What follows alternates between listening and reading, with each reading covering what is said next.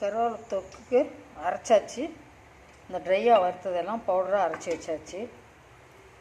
எண்ணெய் காஞ்சிடுச்சு. கடுகு போட்டு இதை போட்டாச்சு. இது கொஞ்சம் வணங்கினதுக்கப்புறம் ட்ரை பவுடரெல்லாம் இதில் கொட்டிடலாம். மிளகாத்தூள், உப்பு எல்லாம் சேர்த்துடலாம். வெந்தயம், கடுகெல்லாம் வறுத்து நுணுக்கி வச்சுருக்கேன், அதையும் கடைசியாக சேர்த்துக்கலாம். வணங்கட்டும். இப்போ இந்த ட்ரை பவுடரை சேர்த்துக்கலாம்.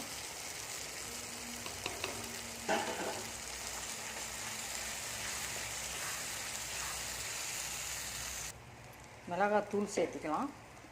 நம்ம தனி மிளகா, நம்ம தோட்டத்து மிளகாயை அரைச்சி வச்சுருக்கிறோம். தேவையான மிளகாத்தூள் போட்டுக்கலாம்.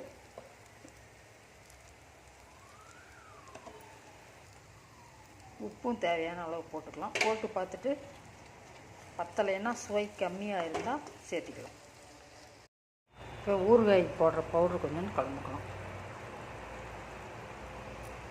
வெந்தயமும் கொஞ்சம் கடுகும் போட்டு வறுத்து பவுட்ரு பண்ணி வச்சுருந்தேன். இது அப்படியே எண்ணெய் பிரிஞ்சு வரட்டும். நாளைக்கு பேக் பண்ணும்போது அடுத்த வீடியோவை பார்க்கலாம்.